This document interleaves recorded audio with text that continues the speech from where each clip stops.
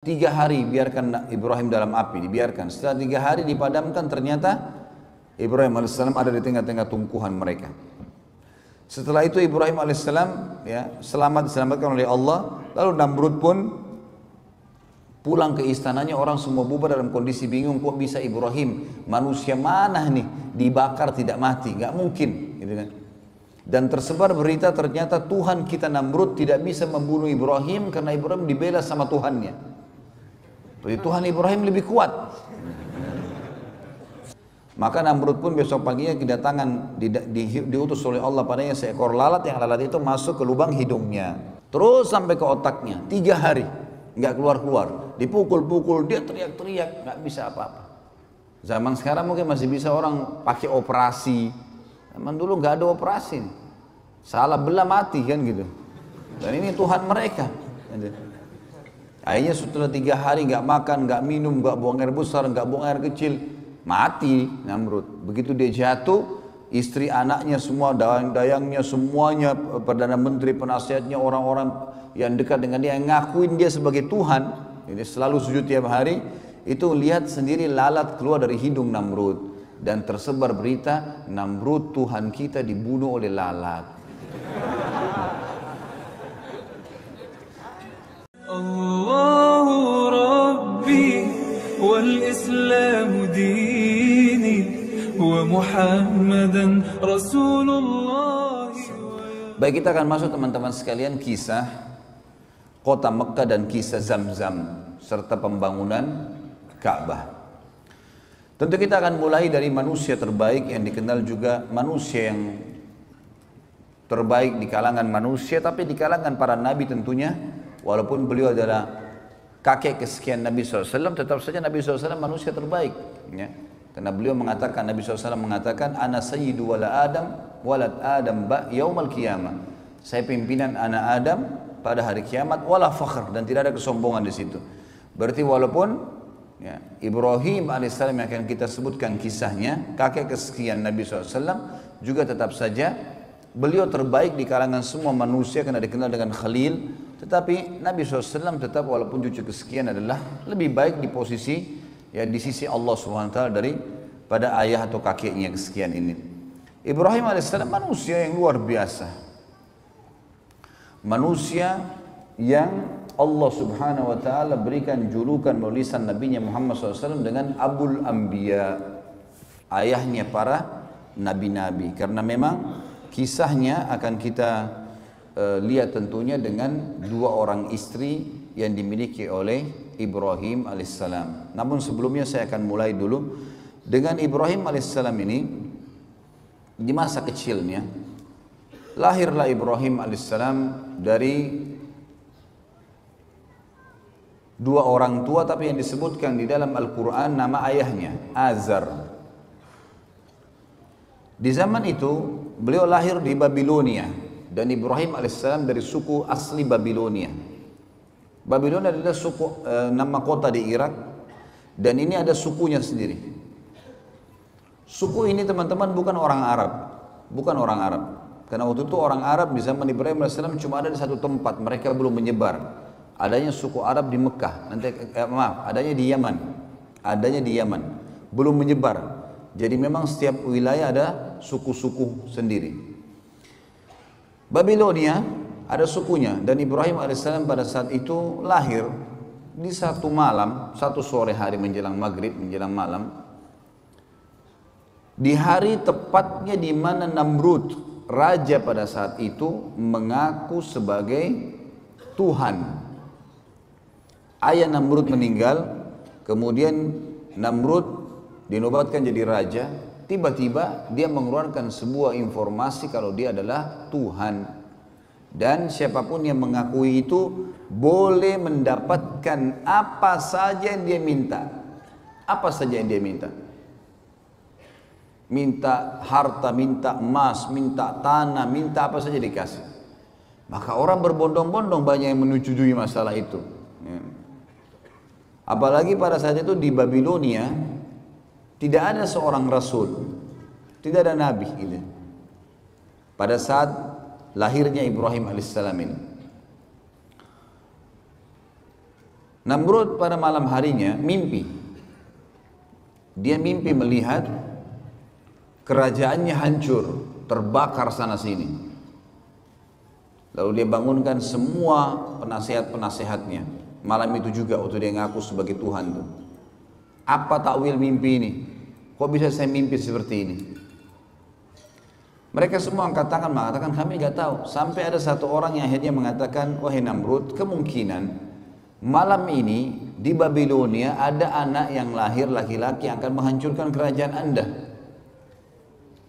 Namrud lalu mengeluarkan sebuah instruksi yang aneh. Dia mengatakan kalau begitu semua anak laki-laki yang lahir di negeri ini malam ini bunuh. Azar, salah satu penasihat Namrud, ahli membuat patung, datang di istana Namrud, kemudian dia tahu informasi atau instruksi Namrud ini, dan dia tahu istrinya baru melahirkan malam itu, sore itu Ibrahim alaihissalam.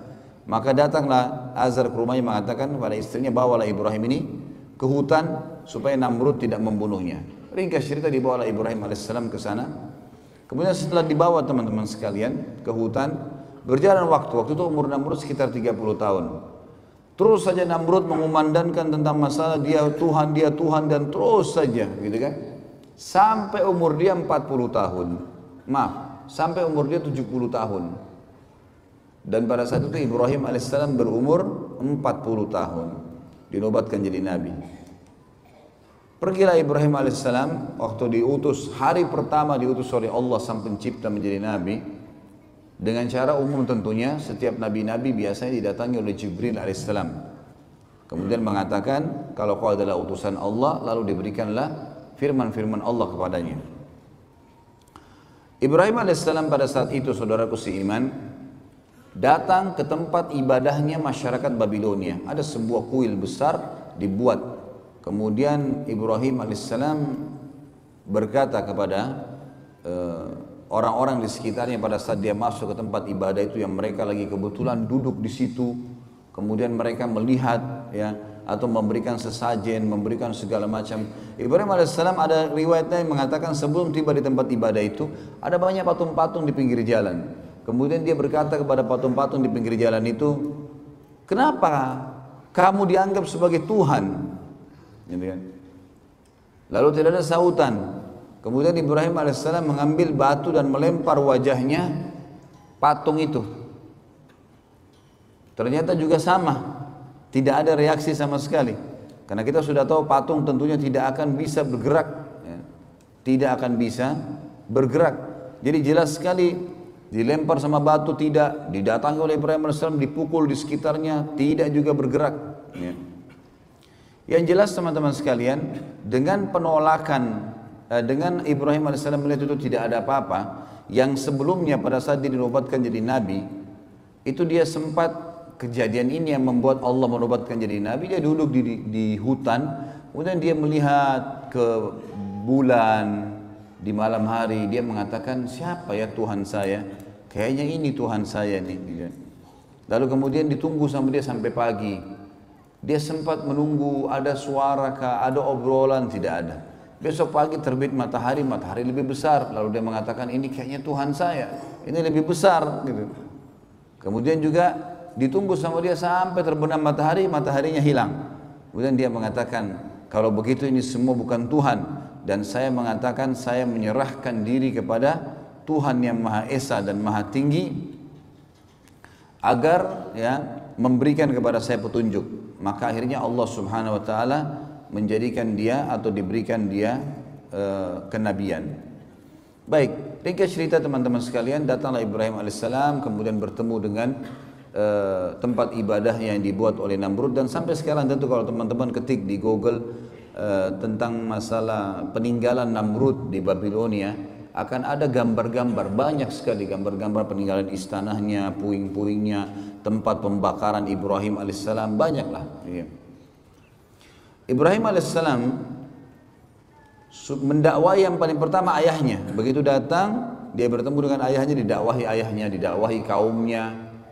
Allah menyebutkan dalam masalah itu dalam Al-Quran, surah Al-Anbiya, surah nomor 21 ayat 52 sampai 73. Surah Al-Anbiya, surah nomor 21, ayat 52 sampai 73. A'udzu billahi minasyaitonir rajim. Idz qala li abihi wa qaumihi ma hadhihi at-tamathil allati antum laha 'akifun. Qalu wajadna aba'ana laha 'abidun. Qala laqad kuntum antum wa aba'ukum fi dhalalin mubin. Qalu aji'tana bil haqqi am anta minal la'ibin. Qala bar rabbukum rabbus samawati wal ardi alladhi fatarahunna wa ana ala dhalikum minasy syahidin. Wa tallahi la akidanna asnamakum ba'da an tuwallu mudbirin. Sampai sini teman-teman saya berhentikan dulu dan akan kita lanjutkan ayatnya. Jadi ayat 52 sampai ayat ayat 57 sampai ayat 57 dulu. Kurang lebih terjemahnya kata Ibrahim alaihissalam, ingatlah kata Allah ketika Ibrahim berkata kepada ayahnya dan kaumnya, apa nih patung-patung yang sedang kalian sembah? Mereka berkata, inilah yang kami temukan yang disembah oleh ayah-ayah kami. Kemudian kata Ibrahim alaihissalam, ketahuilah apa yang sedang kalian lakukan ini dan ayah-ayah kalian adalah sesuatu yang sesat, salah ini. Lalu kemudian mereka berkata, apakah kamu datang membawa kebenaran atau kau hanya sekedar datang untuk mengganggu kami? Maka Nabi Ibrahim AS mengatakan, Tuhan kalian adalah yang menciptakan seluruh langit dan bumi, pemiliknya, pengawasnya, pengurusnya, dan saya termasuk saksi atas itu. Saya akan memberikan kalian bukti-bukti, dan kalau kalian tidak mau percaya, maka saya akan menghancurkan dan melakukan tipu daya terhadap Tuhan-Tuhan kalian ini. Ceritanya adalah Ibrahim alaihissalam masuk menemui ayahnya bersama dengan kaumnya lagi masuk ke dalam sebuah ma'bad, sebuah tempat ibadah yang dibuat mirip dengan piramida Mesir, Fir'aun, tapi piramida agak ngerucut kotak ya, seperti kotak lah batu-batu itu. Kalau ini enggak manjang, kayak bangunan manjang ke belakang, sampai sekarang masih ada tentu. Tangganya banyak ke atas. Ya, itu ada sebuah ruangan itu ditaruh patung-patung yang banyak sekali, gitu. Di antaranya patung Namrud. Dan mereka selalu tiap hari datang berikan sesajen, mohon-mohon, diberikanlah nama nih dewa api, dewa matahari, dewa bulan, dewa apalah, segala macam dewa-dewa nama mereka. Kemudian pada saat itu yang selalu membawa sesajen hanya orang penjaga kuil, tidak boleh yang lain. Kalau orang lain maka akan kualat. Ibrahim alaihissalam datang pada hari di mana beliau dinobatkan jadi nabi dan temukan ada ayahnya di situ bersama kaumnya sedang menyembah. Ibrahim alaihissalam langsung naik kemudian mendekati patung yang memang pada saat itu dikasih tinggi, ditinggikan tempatnya naik tangga, naik ke atas. Tidak ada yang berani naik ke atas sana kecuali penjaga kuil saja karena keyakinan mereka kalau didekatin patung-patung ini maka akan kualat. Akan putus kakinya, akan putus tangannya, akan stroke badannya, akan segala macam hal. Akhirnya Ibrahim AS datang kemudian mengajak ngobrol patung itu. Mengatakan, hai yang dianggap Tuhan oleh masyarakat Babilonia. Apa kau tidak marah? Pada saat Ibrahim AS mengambil sesuatu sesajen di situ. Maka tidak ada sahutan. Saya mengambil sesajenmu. Orang semua lagi lihat. Lalu Ibrahim AS mengucapkan 2 kali sampai 3 kali tidak ada jawaban. Lalu diambil sedikit di situ potongan makanan lalu dilempar ke wajahnya patung itu. Jatuhlah ya buah atau makanan tersebut. Kemudian tidak ada sahutan karena kita tahu patung tidak akan bicara. Kata Ibrahim AS, hai yang dianggap Tuhan oleh masyarakat Babilonia, apa kau tidak bisa melawan saya? Kau tidak marah karena saya lempar kamu dengan sesajenmu sendiri? Nggak ada sahutan. 2 kali nggak ada sahutan, 3 kali nggak ada sahutan. Mungkin biar jutaan kali tidak akan ada sahutan tentunya. Pindah ke patung kedua dilakukan hal yang sama. Patung ketiga, semua patung itu dihina oleh Ibrahim alaihissalam. Setelah itu Ibrahim alaihissalam setelah keliling dari sisi kanan ruangan sampai ke sisi kiri lalu dia mengatakan, hai kaumku, lihat ini apa yang kalian sembah. Patung kalian susun sendiri, kalian pahat sendiri, kalian bentuk matanya, kalian bentuk hidungnya, kalian yang pikul diangkat sampai ke situ. Lalu kenapa kok diminta tolong dari patung-patung ini? Yang telah menciptakan adalah kalian, Tuhan kalian Allah yang menciptakan langit dan bumi. Maka mereka diam, mereka tidak mau. Lalu Ibrahim mengatakan, saya pasti akan lakukan tipu daya terhadap patung-patung kalian ini. Apa itu budaya Ibrahim? Ayat 5, 8-nya berlanjut. فَجَعَلَهُمْ جُذَاذًا إِلَّا كَبِيرًا لَهُمْ لَعَلَّهُمْ يَرْجِعُونَ قَالُوا مَنْ فَعَلَ هَذَا بِآلِهَتِنَا إِنَّهُ لَمِنَ الظَّالِمِينَ قَالُوا سَمِعْنَا فَتًى يَذْكُرُهُمْ يُقَالُ لَهُ إِبْرَاهِيمُ قَالُوا فَأْتُوا بِهِ عَلَى أَعْيُنِ النَّاسِ لَعَلَّهُمْ يَشْهَدُونَ قَالُوا أَأَنْتَ فَعَلْتَ هَذَا بِآلِهَتِنَا يَا إِبْرَاهِيمُ قال بل فعله كبيرهم هذا فاسألوهم إن كانوا ينطقون فرجعوا إلى أنفسهم فقالوا إنكم أنتم ظالمون ثم نكسوا على رؤوسهم لقد علمت ما هؤلاء ينطقون قال أفتعبدون من دون الله ما لا ينفعكم شيئا ولا يضركم أف لكم ولم تعبدون من دون الله أفلا تأخلون. Sampai sini teman-teman, sampai di ayat ya, 67 ya. Ayat 67 saya terjemahkan dan saya hubungkan dengan kisahnya.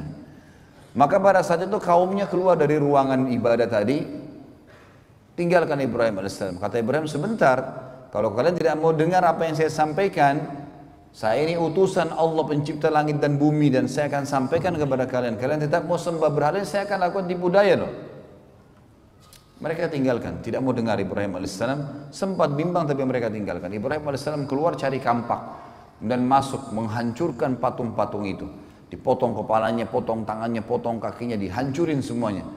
Dan Ibrahim AS membiarkan patung yang paling besar, patungnya Namrud ada di tengah-tengah ruangan. Enggak diganggu sama sekali. Tapi ada patung ular, patung singa, dipotong kepalanya, ditaruh di pahanya patung Namrud. Kampaknya juga ditaruh di tangannya patung Namrud. Maka besok pagi pada saat mereka mau beribadah lagi, mereka temukan tempat ibadah mereka hancur semuanya. Dan pada malam hari pada saat Ibrahim AS menghancurkan, penjaga kuil ada, tapi penjaga kuilnya ketakutan karena dia sendiri yakin ini kualat, kalau dekatin patung itu kualat. Bisa stroke, bisa terpotong tangannya, apalagi hancurin ke Ibrahim. Ini luar biasa Nabi Ibrahim AS. Maka dia tidak berani buat apa-apa, takut dia. Besok pagi orang-orang yang menyembah ditanya dia, kenapa ini? Siapa yang buat ini? Penjaga kuilnya nyaut, yang tadi malam tuh Ibrahim, gitu kan? Itu yang Allah katakan di sini. Kan? Maka Ibrahim menghancurkan semua. Juzadzan illa kabira. Jadi memang Ibrahim AS menghancurkan lebur semuanya kecuali yang paling besar, patungnya Namrud, agar mereka sadar. Lalu mereka berkata, siapa yang buat ini kepada Tuhan-Tuhan kami? Penjaga kuil mengatakan, kami mendengar dan yang kami tahu adalah yang tadi malam itu, Fatan itu dianggap anak muda ya, yang semalam yang bernama Ibrahim. Maka mereka berkata, datangkanlah Ibrahim itu di depan orang-orang semuanya agar mereka bisa menyaksikan dan mendengarkan argumentasinya. Kenapa dihancurin? Maka begitu datang mereka tanya, hai Ibrahim, apakah kau yang lakukan ini pada Tuhan-Tuhan kami? Maka Ibrahim berkata, bukan. Ibrahim mengatakan, qala bal fa'alahu kabiruhum. Kenapa tanya saya? Tanya patung yang paling besar itu yang pegang kampak, gitu kan. Tanya kalau dia bisa ngomong gitu. Maka mereka kembali ke diri mereka sendiri lalu mereka mengatakan sesungguhnya kalianlah yang zalim. Setelah mereka dengar pikir benar ya. Kata Ibrahim, coba lihat, kalau memang dia bisa buat apa-apa, maka dia yang melakukan.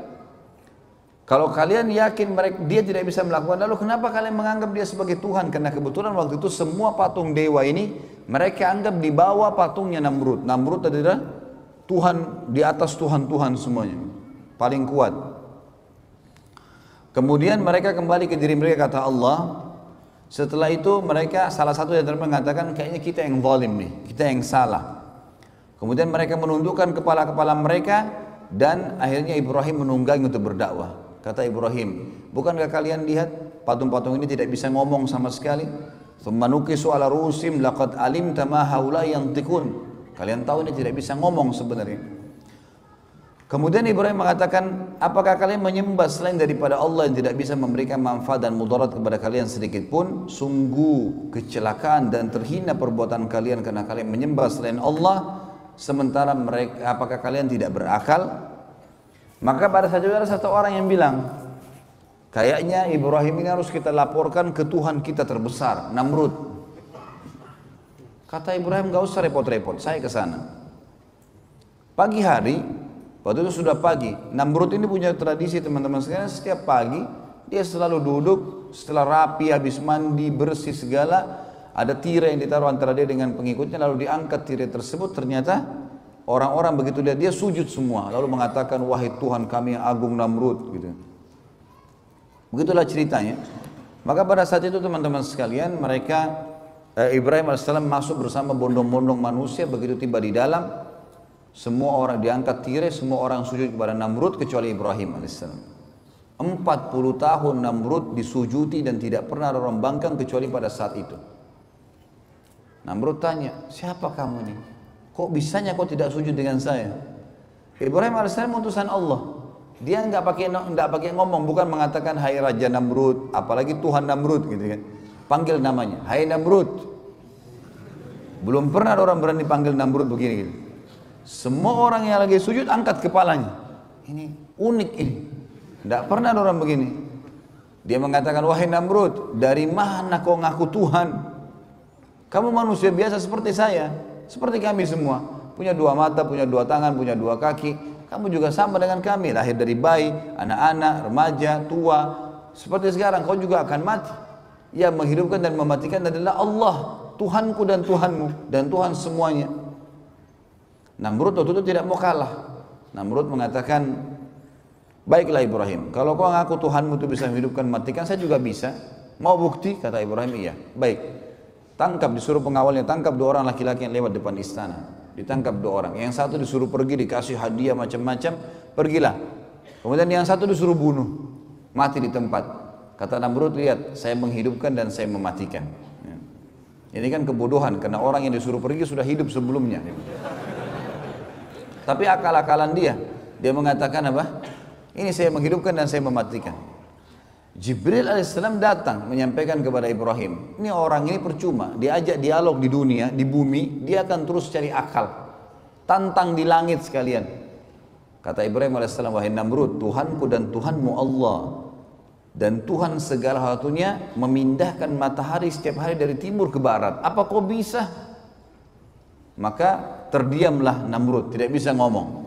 Allah mengatakan, nanti kita bacakan ayatnya, fabuhital ladzi kafar. Maka orang kafir itu jadi terdiam, tidak bisa bicara. Karena jengkel, dia bilang pada pengawal-pengawalnya, tangkap, penjarakan Ibrahim ini, penjarakan. Musyawarah, kira-kira apa jalan keluarnya? Saya mau bunuh Ibrahim, tapi saya nggak mau mati biasa, harus mati yang spektakuler, yang besar, yang membuat tidak ada lagi orang yang membantah ketuhanan saya. Musyawarah demi musyawarah sampai muncul akhirnya ide untuk membakar, karena bakar adalah cara membunuh yang paling menyakitkan. Dari pertama dibakar sampai mati kan tetap sakit gitu loh. Dibuatlah api dengan biaya yang besar. Namrud kerahkan semua kekuatan sampai terbuat api. Dalam sebuah riwayat Bukhari disebutkan, kalau burung lewat dan kena asap, uapnya asap itu walaupun tinggi, tiba-tiba sudah terpanggang karena besarnya gitu. Api itu panas sekali, setinggi kurang lebih istana Namrud 40 siku ke langit. Ini sekitar 17 sampai 20 meter tingginya. Setelah itu Ibrahim AS dikeluarkan, lalu kemudian dibakar. Setelah dibakar, dilempar, Namrud mengatakan 3 hari biarkan Ibrahim dalam api, dibiarkan. Setelah 3 hari dipadamkan, ternyata Ibrahim AS ada di tengah-tengah tumpuhan mereka. Setelah itu Ibrahim AS diselamatkan oleh Allah. Lalu Namrud pun pulang ke istananya, orang semua bubar dalam kondisi bingung, kok bisa Ibrahim, manusia mana nih dibakar tidak mati, nggak mungkin gitu kan. Dan tersebar berita ternyata Tuhan kita Namrud tidak bisa membunuh Ibrahim karena Ibrahim dibela sama Tuhannya. Jadi Tuhan Ibrahim lebih kuat. Namrud pulang ke istananya, kemudian dia bingung, sambil mabuk-mabukan, gimana jalan keluarnya nih. Dan memang subhanallah, orang-orang kafir sering dikasih oleh Allah kesempatan untuk melakukan satu hal yang maksimal, tapi nanti akhirnya ya Allah batalkan dengan hal yang kecil. Seperti Namrud sekarang sudah biayai berapa banyak mahalnya api tersebut, biayanya besar. Kerahkan tenaga dan tidak ada lagi cara membunuh yang lebih hebat daripada api yang besar. Sekarang kalau dibakar nggak mempan, kira-kira ditebas pedang mempan nggak?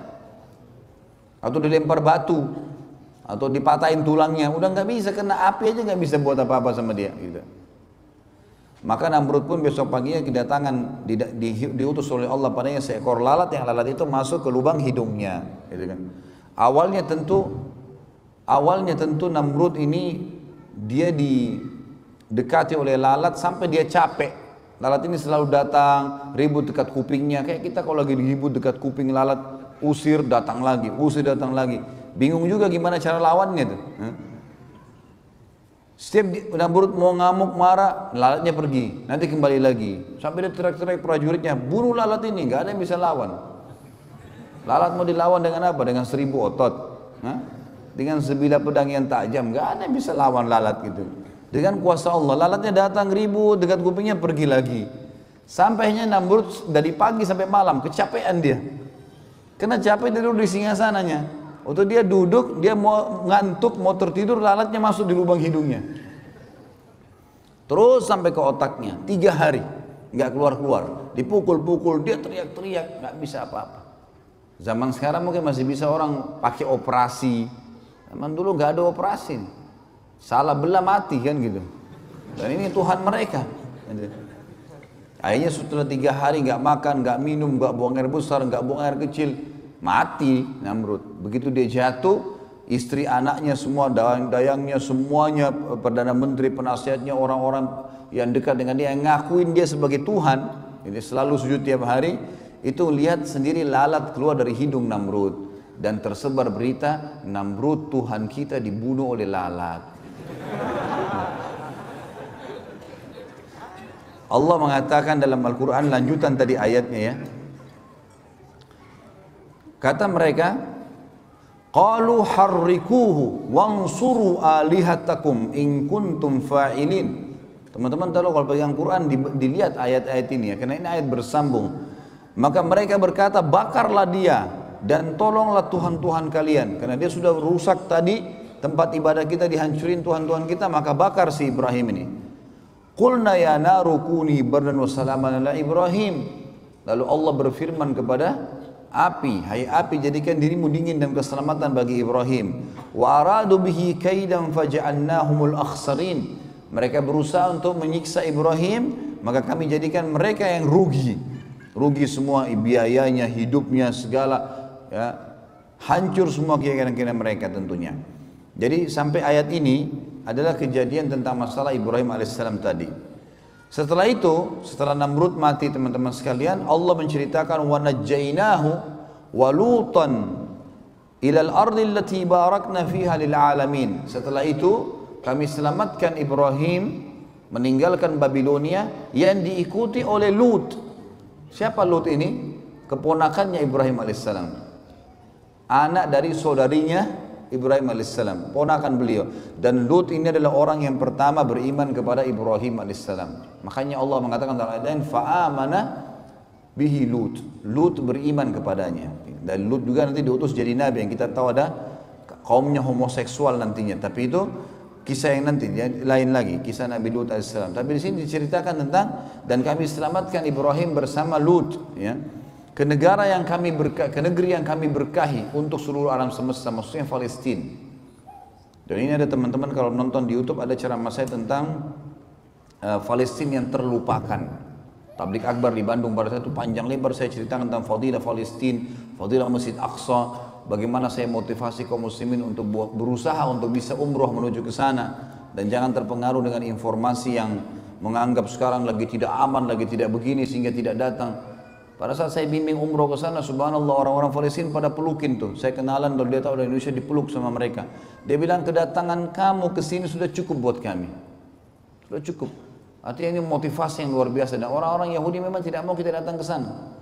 Karena kalau antum datang, antum memberikan motivasi. Walaupun misalnya tidak bisa membantu secara harta dan seterusnya, karena kita cuma bawa dana secukupnya. Walaupun memang sumbangan-sumbangan saya bawa dari Indonesia, kemudian kita letakkan langsung di Masjid Aqsa atau Imam Masjid Aqsa yang diberikan. Tapi itu yang terjadi. Tapi ada di situ berkah memang luar biasa negeri itu. Enak, sejuk, semua buah-buahan ada, macam-macam. Negeri itu luar biasa. Ternyata Palestina itu negeri yang banyak gunung-gunung dan memang dingin, subur sekali, subur. Seperti Allah katakan dalam ayat ini, allati barakna fiha lil alamin.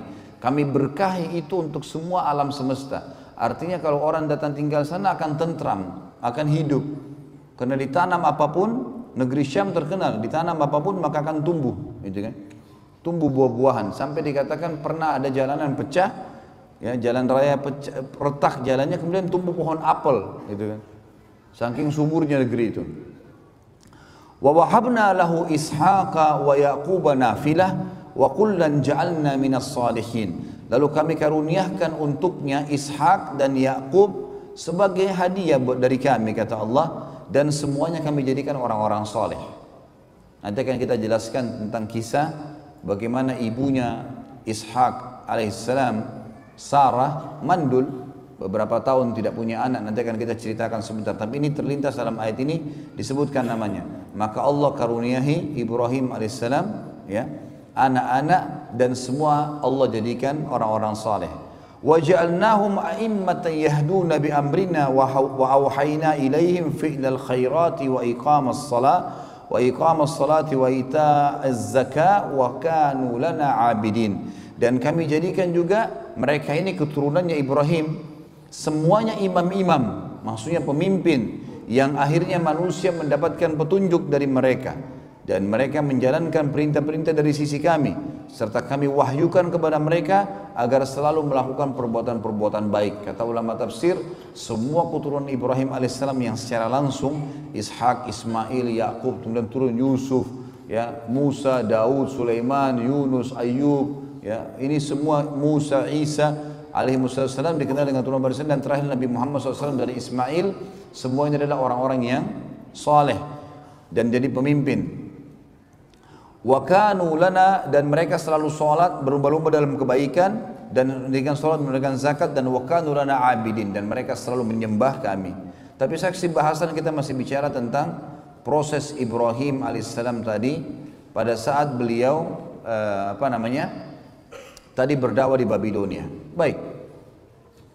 Ibrahim alaihissalam akhirnya meninggalkan Babilonia, teman-teman sekalian, dalam kondisi pada saat itu sudah menikah dengan Sarah. Dan Sarah alaihissalam tidak punya anak, karena beliau mandul. Hijrahlah Ibrahim alaihissalam ke Palestina. Babilonia ditinggalkan, hijrah ke Palestina, gitu kan. Tinggal di Palestina, dan ini menandakan Palestina masuk dalam lokasi dakwah beliau alaihissalatu wassalam. Dan kita perlu tahu teman-teman sekalian, semua nabi-nabi sebelum baginda Nabi SAW, sebelum Nabi Muhammad SAW diutus untuk wilayah-wilayah tertentu dan kaum tertentu saja. Ibrahim AS punya 3 lokasi. Babilonia yang akhirnya ditinggalkan karena sudah selesai masalah Namrud tidak mau beriman, dan kaumnya pun banyak yang kufur.